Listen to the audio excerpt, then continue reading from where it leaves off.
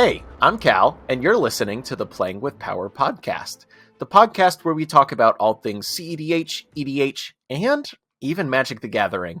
Now, let's start out by showcasing our fighters this evening. Today, I am once again joined by Ryan. Hey Cal, how's it going? Today we are going to be talking about part 2 of the 2022 cEDH year in review. So we're going to be talking about all the stuff that happened around cEDH this year. Last episode we talked more about the sets and cards and digging into each of those individually. But today we're going to be talking about all the other stuff that kind of makes up this part of the format. So tournaments, strategies, format growth, all that kind of stuff. But before we get into that, of course, we have to pay the bills. And you know how we pay the bills, Ryan? We pay the bills with your support on Patreon. If you want to support Playing with Power while also getting some great perks from us, Patreon is the place to go. For the price of a coffee every month, you can see our videos a day early. We've also introduced plenty of new perks, including a merch bundle tier, exclusive gameplay content for certain tiers and above, and more. Check out the links in the podcast description for more information. All right, now that we've paid the bills by plugging our own Patreon, Ryan, it's time to get into part 2 of cEDH 2022 year in review. And what we're going to start with is the explosion in the tournament scene. Of course, people have always been jamming cEDH casually, competitively casually. The local play groups, getting around, having drinks, having snacks, kind of almost how you'd play EDH normally. This is the vast majority of cEDH gameplay that's happened, but now we're seeing more and more actual competitive EDH tournaments. Monarch events has run quite a few in the past, usually over like Cockatrice, and they've had a few in-person events as well. But then this year we've been seeing more and more online tournaments run by other people. We've seen more and more in-person events. So we just wanted to talk about that a little bit. Yep. So one of the things that we saw was, like you said, was just a more of a presence in the offline part of cEDH, and it exploded so much this year that we actually started to see some phrases coined online in places like Twitter, where it was like, "This isn't cEDH anymore. This is tournament EDH now." They're starting to call it TEDH, which is not cEDH, and don't even get me started on all that because I don't want to go into it. But we started to see that stuff kind of start to happen because we've actually been seeing a big rise in tournament EDH, and that's been fantastic. I've really enjoyed where the direction of this has gone, and I really like to see where the future of it holds. But 2022 was a really great year for tournament EDH. I certainly agree, Ryan. I just jotted down a couple of the events we got to have this year. There was Marchesa, there was Punt City, there was Tier 1 Con, the World Championships of cEDH. I know none of us from Playing with Power got to go this year. You went last year, bought a Time Twister. We went last exciting, year. Right? And there was Oktoberfest. I think those were like the major in-person ones. There's been some uptick in local events too, which is sweet. I just went to a 40-person cEDH event yesterday in good old Columbus, Ohio. Barely any advertising. 40 people showed up. I don't know where they came from. I knew like 4 of them. But that's just awesome to see. And then, of course, there's also been more and more of an uptick in online tournament series. There has been 2 major ones, if I may be so humbly claim. There's the Chaos Tournament series, they've been putting on free tournaments every month for a couple months now. And then there's, of course, also the Playing with Power Mox Masters tournament series, which I'm sure you heard an advertisement for at the very beginning of this podcast. But the reason we're running Mox Masters, and I think that the reason why so many people have begun running these tournaments is because, well, I think a lot of people are kind of playing cEDH to prove something, right? I think that I am a good player. I believe that my deck that I have brewed is good. I think that I can win against overwhelming odds, so on and so forth. And, there's some level of stakes. There's some level of proving yourself to be done at your weekly cEDH pickup games. But there's the big difference in between that and showing up to an 128-person event, getting through 5 Swiss rounds, and then, making it into the top 16, making it into the top 4. There's a big difference in between the two. And so, I'm happy that we have these stakes to play with now. I agree. I think that this is kind of the next logical step, or the next evolution of where this format and this part of the format is heading. We have been playing competitively, and honestly, I've always hated that term, competitive EDH, because it Yeah, wasn't when it was it coined. doesn't. Yeah, exactly. It doesn't fully describe the experience. We're just playing really powerful EDH, Yes. usually in a really chill way. Yeah, exactly. It's We're all not like, "Oh, you got cutthroat. it, you It's got it. Yeah, great. Let's go again." And that's what we would do. And so I always hated it being called competitive EDH, but that was just always the term that stuck, and you just deal with it, and that's life. But we're really seeing this next logical progression of that, where people are like, "Hey, I do pretty well in my local play groups, and we do play very competitively. I wonder how, just as you said, I could do when there's some skin in the game or there's something on the line here." And it's not like where it's those, hey, come down to commander night and you might win a pack, and then that's where the pub stompers always come in and bring high powered decks to win $4 worth of product and everyone hates them. Like, I'm so glad we're getting away from that kind of stuff. I really don't like having that being around the cEDH moniker. And now we have these competitive tournaments where there's a whole new dynamic that really wasn't in the 60 card formats, which is the politics aspect and forging alliances and then breaking them within turns or phases of a turn and stuff like that. Such a wonderful, interesting dynamic that people are still trying to figure out and feel out, which is so cool to really be a part of and really and see out there in the wild. I totally agree with you, Ryan. And also something that's really cool come from this, like obviously still relatively small sample sizes, even some of the biggest even some of our biggest CDH events we've had so far come up to about the size of like a GP side event as far as like, event size goes. But we're finally starting to get a little bit of like the beginnings of hard data about what players are good, what cards are good, what stuff is popular and all that kind of stuff. So that's been a fascinating byproduct. I think the thing we can definitely look the most to is what players are doing the best consistently over time. I made a Twitter post a few months, like a month or so ago, where I said, like, I think that Comedian is my 2022 CDH player of the year because it's just like easy to look at the tournament results and see it. He's top 16 in like every single event. If he isn't in the top 16, if he's in the top 4, and he won an event this year too. Mhm. And there's a lot of players that could be said about. I think Charles, the mono white guy, top 16 at least, most if not all of the events he attended this year. The Into the North guys, Morgan, Spleen, and them, they top 16, top 4 regularly. Ken Bauman went and won the one event that he was able to get to this year with Kirk Sakashima. We'll see how he does at the future events that he can make it out to. But we over Mox Masters and the Chaos Tournament Series and the in-person events, we're starting to see, okay, yeah, out of this massive pool of players, it's like these 10 people who are continually rising to the top. And I think that is fascinating. Yep. And we're starting to have people to root for, or people to get behind, or people to start to follow their, not career progress, but progress, if you will. And it's super cool to see that, because that's been a thing of Magic for a really, really long time. We have a Hall of Fame in this game.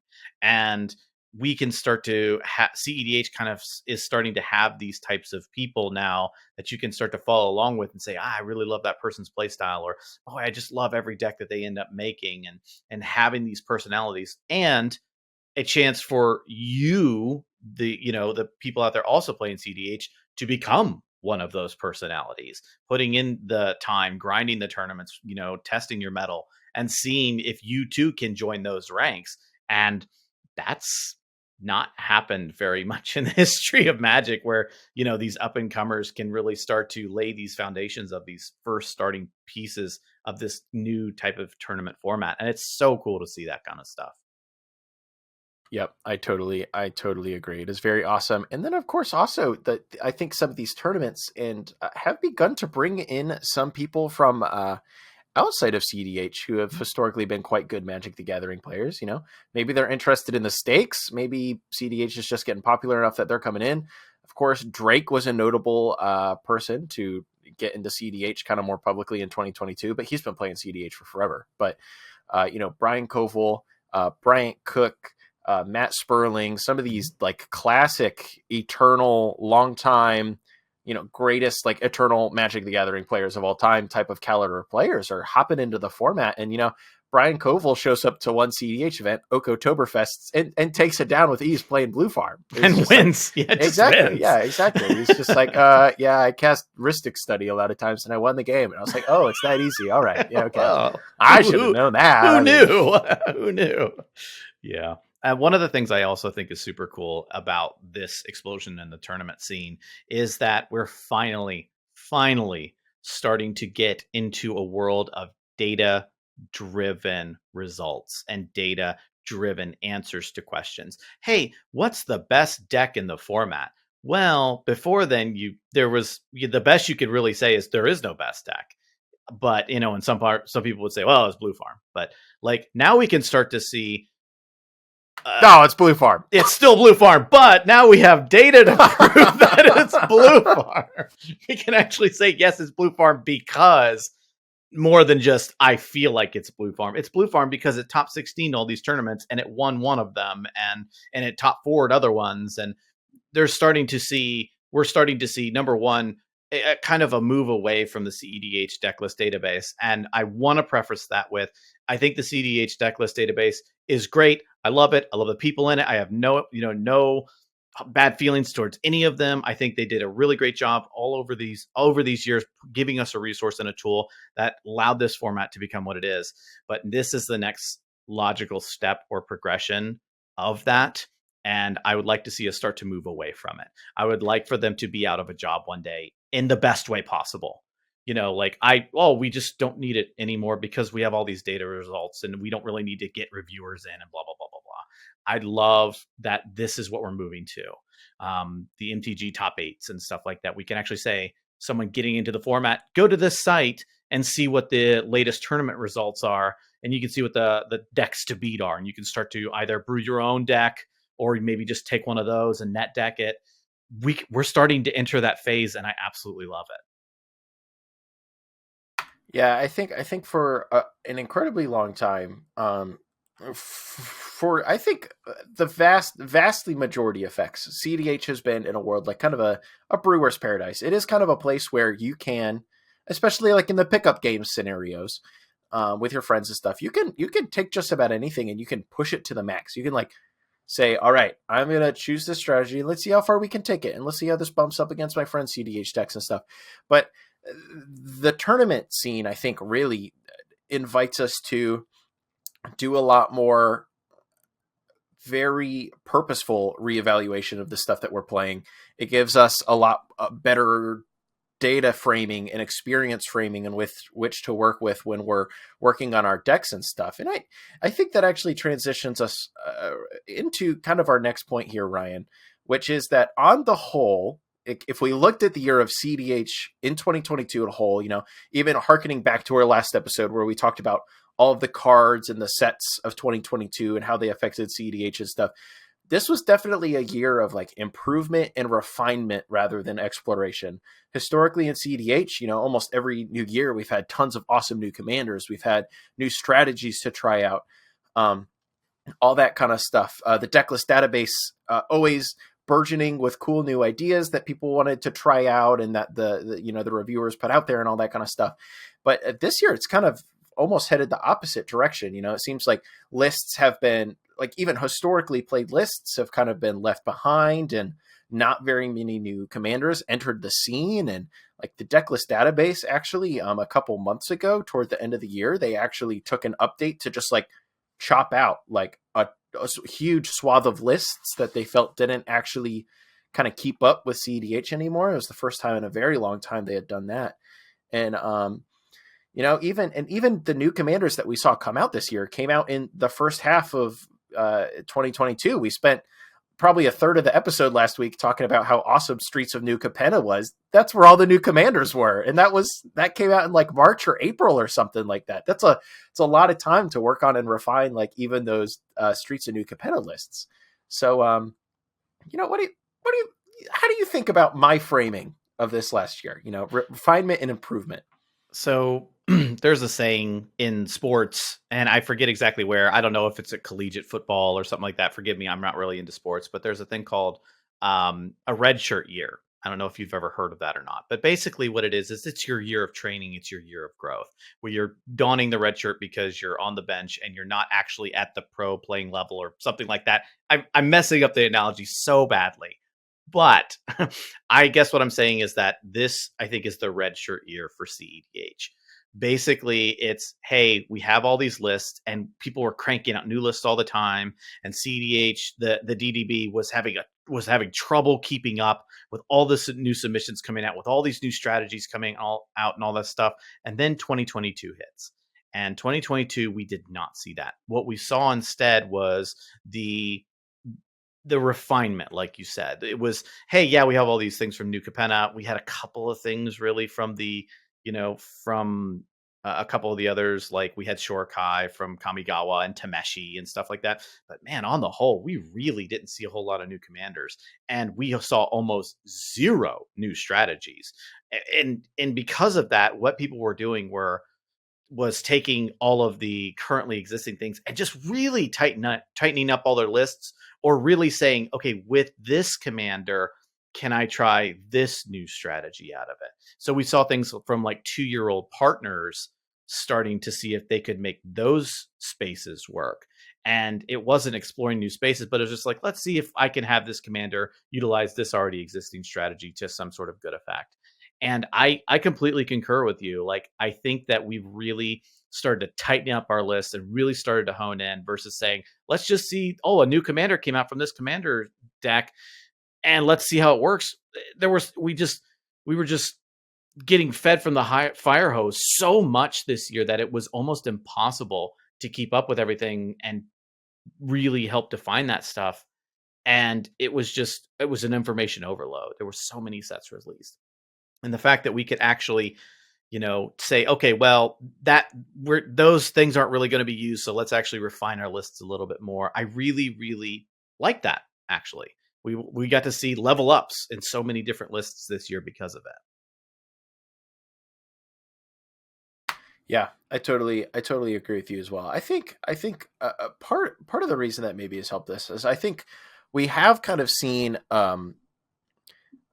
I want to say like a newer breed of cEDH players where in the past a lot of, or at least maybe a newer breed of prominent cEDH players. In the past, a lot of prominent cEDH players became prominent because they were well known as brewers and whatnot. And the brewers were well known because they were good at taking a new commander and making something interesting out of it. And they did that over and over again. And a lot of times, maybe they didn't have as much time to stick around and refine those lists over the next 3, 6, 9, 12 months. Whereas now it kind of almost seems like a lot of the people who are rising to prominence within the community very often have one deck that they focus on and whatnot. There's not really like a blue farm guy, but like Brian Koval came into the format and was like, all right, I'm going to work on blue farm. And so Brian Koval just like really tightened up blue farm in a way that he thought was fit. Roger Silas has kind of been known as an ad nos deck for a while now. And Bryant Cook said, okay, I'm the storm guy. Let's see how fast I can make this. And it did his work on tightening that up. And some really big communities has arisen around some decks. Like, Ken Bauman, noted Krark guy, really set up a massive community around the Krark decks, and they all have worked together to tighten up those lists a lot and that kind of stuff. So I wonder if that's a part of it too. I think over time maybe our focus in the community has changed from just explicitly being a brewer and a brewing community to one of people who are interested in specific decks, and we work on those decks. Like that's where most of my effort when it comes to actually playing the game goes. If I'm thinking about decks and stuff, I'm like, does this card work for Temur Pirates? What should I change in my Temur Pirates list now that I'm going to this next event? And I think that people are going to be playing these different cards. Rather than if I was in a scenario where I was responsible for upkeeping 5 different lists that I had on the deck list database or whatever, I wouldn't really be able to give as much time to each of them as they deserved. I don't know. And the community's gotten large enough now to where we don't have That's very true. Yeah. Have just one brewer build 20 decks. Like, we've gotten a community that's big enough now that we could say we could actually have 5 people just focus on one deck and that this group of 5 can just completely see how far they can take it. And I really love that. I love that we are starting to move towards that type of community. I think there's a lot of positive that can really come out of it. There are also a couple of negatives in there. The race to become first and to say that this is my deck. There's been a little bit of that little bickering online. Oh, well, this is my deck first. Be like, well, first of all, you don't own that commander, and that strategy isn't even new, so it's not really yours, and it's and so there's been a little bit of infighting in that, but I think that's just kind of what happens when your community grows. You're going to get that kind of stuff, especially when you're talking about shedding old skin, getting into a new frame of thinking and a new way of thinking.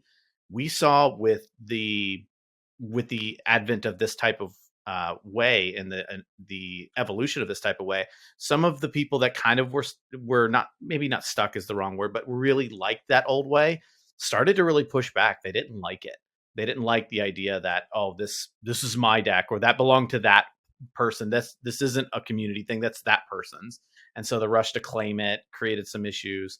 But also at the same time, when some of the legacy players, like you said, Brian Koval and all those people, when they came in and challenged some norms, people were pushing back on them as well.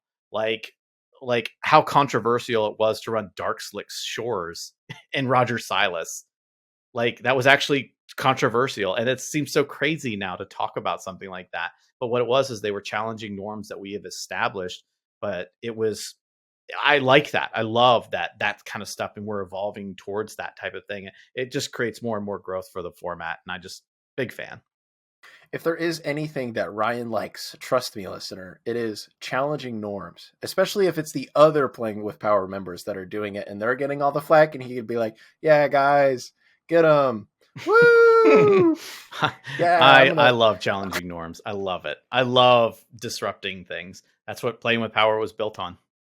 The whole channel was built on challenging a norm. And so yeah, that's very fair, Ryan. yeah.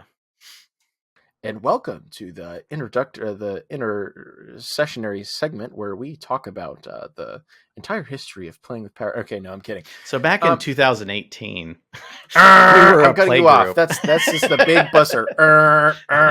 So you mentioned a little bit, kind of toward the beginning of this section, that, and I think I did too, that we didn't actually see like a whole ton of new strategies this year. We haven't in a minute, really, but there was one card this year that's like shaking things up a little bit, given some decks a couple new angles, and of course we talked about it decently extensively a couple minutes in the last episode. But that would be Displacer Kitten. Very strong Magic the Gathering card. Probably the most held back by the fact that it's 4 CMC. That can be a big ask sometimes, especially when you need to follow it up with another spell. But cool to see Displacer Kitten enter the field this year. I think the kicker is that Displacer Kitten often ended up getting slotted into decks that don't exactly need the help. Like decks that can profitably play Displacer Kitten probably didn't exactly need the help anyways. But hey, I mean, if I can no longer play Ice Rev in my deck and get to play Displacer Kitten instead, I think that's a very large upgrade. So 100%. I think Displacer Kitten is, Paradox Light, Diet Paradox Engine.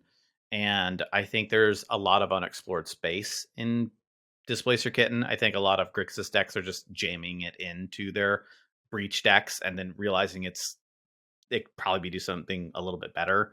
And so I think it's flying a little bit under the radar, but I think that it is a space that it still can be explored. And I really love that it's a new strategy, because last year we didn't really get a whole lot of strategies that stuck around that weren't completely commander centric. We see a lot of the top decks. What are they? They're the strategies from 2020, the Thoracles, the Breaches. We got World Gorger combos from, back in the 90s and stuff like that. Like, not a whole lot of emerging stuff that isn't specifically commander centric. And I love that Displacer Kitten can now give us this space to explore maybe some untapped potential with things like Planeswalkers, for example. Planeswalker commanders like Tevish Crom or Jessica or Old Teferi. Those types of things can be really, really powerful. And I'd like to see where that might be able to go. I do agree. I think something that I do wish had happened a little bit more, kind of in this, year of improvement and refinement and whatnot, as people focused in on decks. I do wish there were a couple of decks that weren't like left behind as much. Like I know even Nathan the Herbage Druid kind of gave up on Jessica Ashai, and after Punt City, Cam from Play to Win, he played Jessica Ashai in the event. I think it was Cam. It might have been Tyler. I'm sorry, or it might have even He been. was one of the play to win guys. Yeah, one of the Play to Win guys brought Jessica Ashai. They've played it a lot on the channel, and even after that event, both Nathan had already given up at that point. They, after the event, were like, "Yeah, I think after this, I'm just done with the deck. It's messy. It's unfocused. It doesn't do this. It doesn't do this." I wish that we had like a little bit more oomph behind some of these commanders to try to work on them. Maybe polish them up, see where those tensions are, and obviously, not everything is good enough, especially when we do. To use a shortcut term, when we're talking about cEDH, I don't love the term either, but it makes things a little bit easier, right? It does, we're talking about cEDH. Some things just like don't make the cut. If you show up to events and you bring certain stuff, you're probably going to be lucky to go 1-4. Like, instead of like 0-5 when other people are bringing Winota, Blue Farm, Roger Silas, Najila, 3-color plus partner pairs with like an A plus B combo that they can easily assemble, there's a game plan. Some of the other stuff just kind of like falls apart in the face of that. But I do feel there's stuff on the bubble that could be explored more. You mentioned it in the last episode that you wished maybe people had explored Falco Sparrow more before setting it aside. And you wish people had explored Ravine Scheming Seer a little bit before they set it aside. Maybe I wish that had fit in a little bit more rather than people just like trying to figure out the 52nd best 1-drop creature to put into their Winota list, or me figuring out whether I should be playing Spellskite or Siren Spelltamer or both in Teamer Pirates. Maybe that could have maybe we do need a little bit more of a brewer's heart left with us. It has to be a balance, but the good news is that balance you can now test that with all of the tournaments. You say, I have this outlandish idea, and you'll get, completely destroyed in online forums and social circles and social networks. But you could go to a tournament and prove whether or not it's any good. You can say, well, I think this new this stack strategy that does this and this and this might be really good. Or I think I'm going to take Jessica Ishai and turn it into a control wedge versus some aggro wedge, and it didn't work before like that. And they're like, well, I don't think that's going to work because Hermit Druid did it this way, or so-and-so from Play to Win did it that way, and it didn't work out. We'd be like, well, I'm going to try it and see how it goes. And then you go to a tournament and you top 4, and then everyone's like, wow, what a great strategy. Oh, let's totally do it that way. And you can prove whether or not your ideas are good versus asking whether or not people think your ideas are good. And that's something that we are getting away from, which I really like. I agree that I think a brewer's heart is still good to have, and I still think we need those in our community. But it doesn't begin and end with a brewer anymore. A brewer's just a step in the process. Ryan, that's so fair. There was your even-keeled, respectable take for the episode. Once again, you got your one out of the way. I get it's one. all down from here. Yep. Now it's all just rage. It's all rage. Exactly. So, you mentioned this a little bit earlier before we got to this section too, but I think a big part of this has been people kind of turning to data, turning to results from tournaments and whatnot, and look at that rather than, defaulting to looking at the decklist database. I think the decklist database is always where I will like send a new player, that kind of stuff. They're like, oh yeah, what kind of stuff should I look at? I'm like, oh yeah, check out Play to Win, check out Playing with Power, check out Moderately Anonymous, check out Rebel, check out these content creators, and like check out all of these cool lists, dip your toe in a list and see what a cEDH list looks like and that kind of stuff. But the more invested players, I think, have been able to turn to these consistently good players. We're seeing consistently good players. We can turn to what they are doing and what they're making and what choices they're doing and why they're doing it and stuff. Helps that most of them have a YouTube channel or a podcast where they'll tell you all of these things. But yeah, it's been great to have that option this year, and I think that has led to some of the refining and stuff that we've seen. Of course, however, Ryan, it's not all sunshine and roses. We have a little section dedicated here to what we consider to be some of the more negative stuff for cEDH in 2022. But actually, before we got to that, I have one more positive thing to say about the year in of cEDH 2022. It feels like this has been like independent of decks and cards and tournaments and stuff. It feels like this has just been like a big year for cEDH. It feels like more people are interested than ever. Kind of the eternal Magic scene has kind of been catching on, and some of them have been converting and trying to convince everyone they know that it's actually a lot of fun and all that kind of stuff. So even outside of all these like very tangible things, the hype in the air for cEDH just kind of feels different in 2022. Can't really put my finger onto it as why, but it's been great to be here.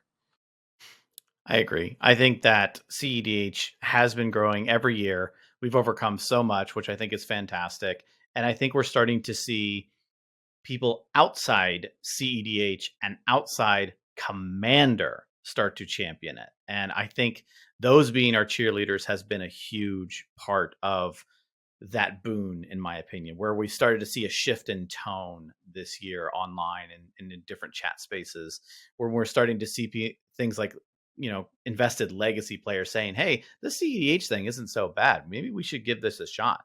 And I really like that. I like that we have these people that are now starting to help spread this message of cEDH to the world.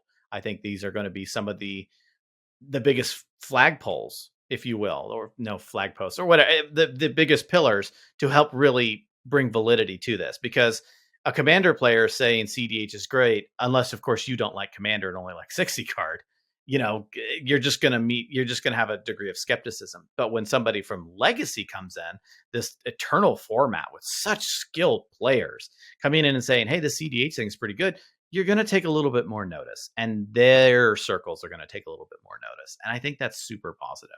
And so basically I agree with you. I think it's been a really great year for cEDH. I fully and entirely agree with you, Ryan. So now that we've had that great little last little bit out of the way, we're going to talk about the negatives a little bit. We try not to be negative Nancy's around here, except for Ryan. He's an old man. He's got to be angry about something. I demanded this section be put in the podcast. That is actually, we were kind of brainstorming this beforehand, and Ryan was like, well, where do we talk about all this stuff? That was terrible. What about the bad stuff? Oh, what bad stuff? 25-year-old baby Callahan flitting around in ecstasy, tweeting about silly things. But yeah, we've got a few things here, and for all the positives that could be said about kind of a year of improvement and refinement, especially for some people like us who are like hyper invested in cEDH, and it's kind of lots of what we do. It's the main form of Magic that we play. It's kind of our main hobbies. It's what we're plugged into. We make content for it. Oh my gosh. Stuff has felt kind of samey for 2022 and in 2021. The last major shakeups in any meaningful way that the format has seen was definitely Commander Legends, which was in 2020. That brought us the single color partners, that brought us Jewel Lotus, that brought us a bunch of key role player strong cards. But since then, there hasn't been a lot. As we alluded to, again, in part one, there was a card here, a card there, a new cool 3-color commander there, a new combo piece in Displacer Kit, but nothing has majorly changed in the format since Commander Legends. And even then, for a lot of obvious reasons, nothing has significantly changed since 2019 when, well, Flash was banned, and then very quickly thereafter, Thassa's Oracle and Underworld Breach were printed in the same set. So, getting a tiny little bit samey, which can be, I think, is like a net negative for the truly invested, but honestly could probably be a relief for people who are less invested than us. But it was the first thing I thought of. This has been a great year for those who are new to cEDH. This has not been the best year for those who are invested in cEDH. Oh, wow, look at this cool new Grixis commander. Oh, yeah, what's it do? Same thing as every other Grixis commander. Like you gave me a new Capenna Grixis commander. What does it run? Oh, it runs Breach Lines and Thoracle. Be like, wow, I'm shocked to my core. Really? Breach Lines and Thoracle? That's what every Grixis deck runs. Or they're like, hey, I'm trying. So cool. Yeah, I'm trying Armix Crom versus Tevish Crom or Thrasios Crom. Oh, what's it do? oh, it's a breach deck with Thor. And so like I guess what I'm saying is that for a new player, it's been really cool. We've been seeing things, and and it, like I said, we've seen a lot of refinement. And but from a new perspective, new strategies emerging, new really cool new commanders that do crazy things that we don't see. We didn't get a lot of that. Not only this year, but like you said, last year, 2020 was the last real shakeup of cEDH. Thoracle, Breach were printed, Flash was banned, and then we got Commander Legends, and all of those turned out to be really big parts of what we define as our cEDH meta today. So that means for the last 2 years, we haven't seen really big shakeups. So much so to the point where, like you said, there was the culling of the decklist database not too long ago. And we saw a lot of what would be considered mainstays of cEDH completely fall off. We saw the Yidrises of the world and the Breas of the world get, kind of passed away to the annals of history now. When's the last time you saw an Animar deck at a table? Like you don't see that kind of stuff anymore. So things are starting to feel very, very samey. And not to say that that's the worst thing in the world, but that is to say that as an invested player, that sometimes does get a little tired when you see the same old thing every time. Ryan, I can't even tell you when the last time, outside of you playing it, I saw a Godo in the wild. And like in 2020 or even in 2019 or like kind of, before COVID and stuff, I would be lucky to go like 2 games without playing against Godo. Yeah. Godo was so prevalent and just all over the place. And it was, I mean, I championed it and a bunch of other people, but like Godo will get 1 new card a year. That's how rare it's getting now. Well, Godo automatically fell off of the decklist database at one point in time because it hadn't been like updated. It kind of incidentally fell under the rules for like an outdated deck because it just hadn't seen a new card in like 6 months. Yeah.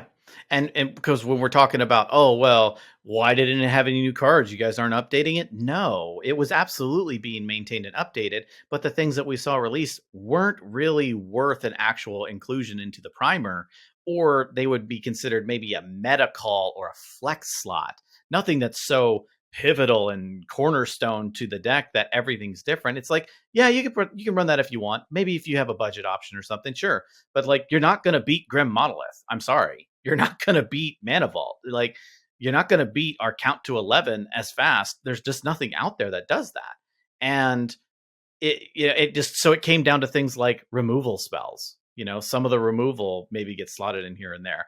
And that's not to say that Godo isn't still being brewed. And that's not to say that Godo and other decks aren't still trying to refine their list like we talked about. That's what this year's been, the refinement of these strategies. And with that, some things are kind of falling out of favor. They're dropping away. Us talking about Godo did make me realize we have a grave error from the last episode to fix now. We entirely missed Unfinity, and I believe the single card from Unfinity that has been saying significant cEDH play. Shout out to Blank Goblin for slotting into Godo. Mind Goblin. I refuse to run that card. Well, because I refuse to have a sticker sheet deck. Because I am. You said I was an old man. I stick to my old man guns. I'm not bringing a sticker sheet deck to my competitive games. I'm sorry. I'm just not running Mind Goblin. I apologize. I just can't bring myself to do it yet. Well, at least we know where the Playing with Power team stands. They play bad cEDH decks. That's fine with me. Like that wasn't obvious at this point by watching our channel. Sorry, guys. Blue Farm's been on too many times in the last 2 years. We got to take it off for at least 6 months. They're going to have to watch terrible decks now. Yep. Here comes Godo with Mind Goblin and with a sticker sheet. Oh, jeez. But I can't blame us for missing Infinity because, there was so many sets and so many cards that came out in this last year. I've seen a lot of those data points floating around. There was more legendary creatures printed in 2022 than days in the year. There were more like new cards printed than had ever been printed in a year before. Not by a large margin, but, it's, ever increasing amount of new sets. And it's kind of embarrassing to admit it at this point in my life, but I kind of live, eat, sleep, breathe Magic the Gathering in many aspects of my life. It's my main hobby. It's through playing with Power. It takes up a lot of my time, even beyond like the hobbyist aspect. It's become like a professional thing. I write about cEDH weekly for TCG Player now. I think about it all the time, and I missed stuff. I know people who work for TCG Player and SEG and stuff who it's literally their job to keep up with cards for Magic the Gathering, and they're struggling with it. How is the average play cEDH every 1 to 3 times a month type of player? Like how are you supposed to keep up with that? I agree. There's so many new sets, so many new cards. People haven't been able to digest or try the cards because we lived in a perpetual spoiler season for 365 days. We would end the spoiler season and on a Friday, full set spoiled. Literally that Monday, a new set spoiler season would start. You didn't have time to even test things out. We had, if you count Commander releases as separate sets from their respective expansions, like Capenna and then New Capenna Commander, and then Secret Lairs, we've easily had, 60, 70 releases this year? Like, that's crazy. I saw bling versions of cards that I didn't even know existed because they were in Secret Lair number 287 or whatever from 3 months ago, and you missed the window because you weren't glued to the Secret Lair website. Or, did you know that Diabolic Intent was reprinted in Brothers War, which is a really great reprint? You're like, I knew. Well, yeah, Mr. Top 10 Brothers War yes, cEDH cards exactly, article right here. Exactly. But that's what I'm saying. It's like there's amazing cards getting printed all the time, and they're just getting completely glossed over because there's just so many that how does anybody have time to be able to actually truly find out whether or not something is good or new or an emergent strategy? I have a feeling that 2 years from now, somebody's going to be like, hey, there's this really great card and it creates this really great strategy that's existed for 10 years. The card was printed 2 years ago in a Baldur's Gate Commander deck, and no one paid attention to it, and it actually rips the format apart. Like, I could easily see that happening because we just had way too many to digest this year, and it became we just kind a of real problem, in my opinion.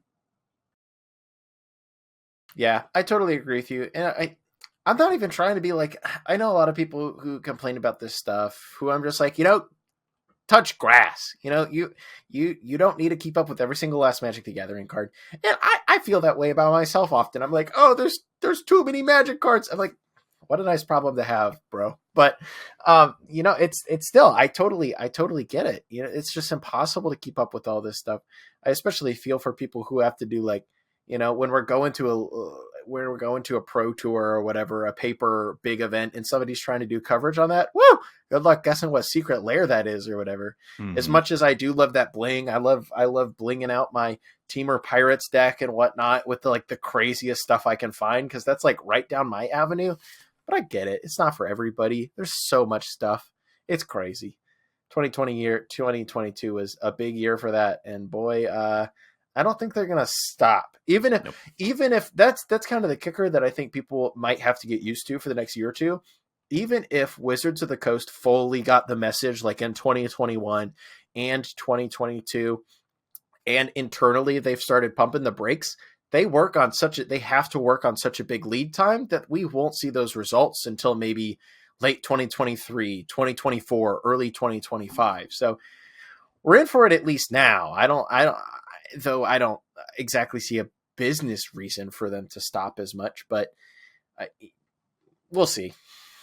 We will. One of the things I will say that are positive, even though we're in our negative Nancy portion of the show, is the bling has been amazing from a Secret Lair perspective. Say what you will about Secret Lairs, that's not the discussion. But the fact that cEDH actually pushed some of these into bling territory was so cool to see. I'm sorry, I don't see Mystic Remora played in any other format. This is where it's played. And the fact that we got a bling version of it in a Secret Lair, the fact that we got Demonic Consultation as a bling in a Secret Lair is super cool to see these types of things. And I love that, they're taking notice of this part of the format and saying, hey, we can take more money out of their wallets too. This is fantastic. And they answered the call. They said, here, go buy it. And we did. We loved it.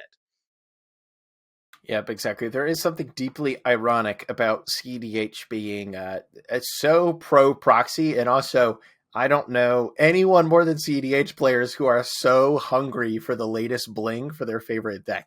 Yep. I will admit, I noticed that the last time that we did like an in-person recording, I was like taking apart a deck and I was like, oh, I put my foil snap in here. Oh, I have my real duels in here.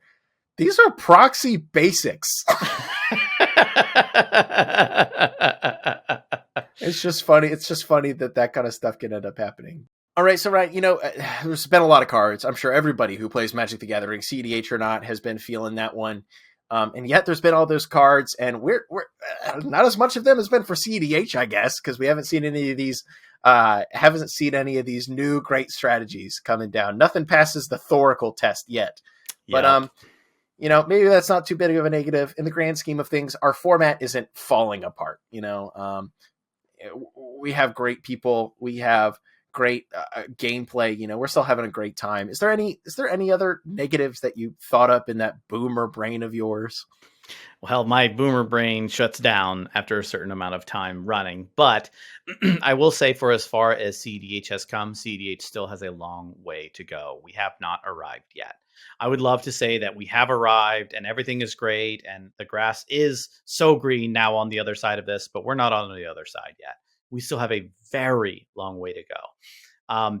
It was just this year that LSV found out that cEDH wasn't the dual commander format. Okay. We have a long way to go. Like they thought, wait, wasn't that 1v1 singleton format? Why would anybody play that? And they're like, no, it's a 4-player format. And then they just had a good laugh on top of it. They 100% didn't take it seriously at all, which just goes to show you that in the minds of so many people still is that cEDH is a joke format or a non-format or nothing to be taken seriously. And we still have a long way to go with it. And I do believe this community does have what it takes to take it to that. And I'm not saying that acceptance is only when LSV thinks it's good, but I am saying that we still have a lot more steps to take before we can actually see our in a place where we can say that we belong in the mainstream of so many other things. Right now, cEDH is a subset of a format of a game. And with that small kind of impact, you're only going to have so far of a reach. And I do believe that this format can go that distance and can make that reach. I would love to see us be up there with the likes of Legacy one day. And I think that's a long path off. And some people might even laugh at that. That seems so far away. And I would love to one day look back on this podcast and say, you remember that time when I said that cEDH is going to be like Legacy one day? It happened, and that's not going to happen next year. That's not even going to happen the next 2 years, I don't think. But I do think that cEDH still does have a long way to go before we're there. That makes a lot of sense, Ryan. That's and speaking of your old boomer brain only be taking so much, we've gone a long time. We went a long time in the last episode. We went a long time on this episode. I think it's about time for us to take us home. All in all, it's been a great 2022 for cEDH. I cannot wait to see what 2023 brings. We've already got a lot of tournaments on the calendar. I know Playing with Power has a lot of big plans. I know there's a lot of other content creators that have big plans. Tournament organizers have big plans. A lot of local stores have big plans. And I'm sure WotC has a lot of big, big plans. So I'm sure it's going to be a huge 2023 for everybody in our little cEDH circle. Ryan, do you have anything that you want to say on our way out? Yeah, I think 2022 was a great year, and I'm super duper looking forward to 2023. Well, that about wraps it up for this episode of the podcast. Tune in next time when we talk about our favorite format in our favorite game, Magic the Gathering. Thank you so much for watching and listening, and we will see you next time.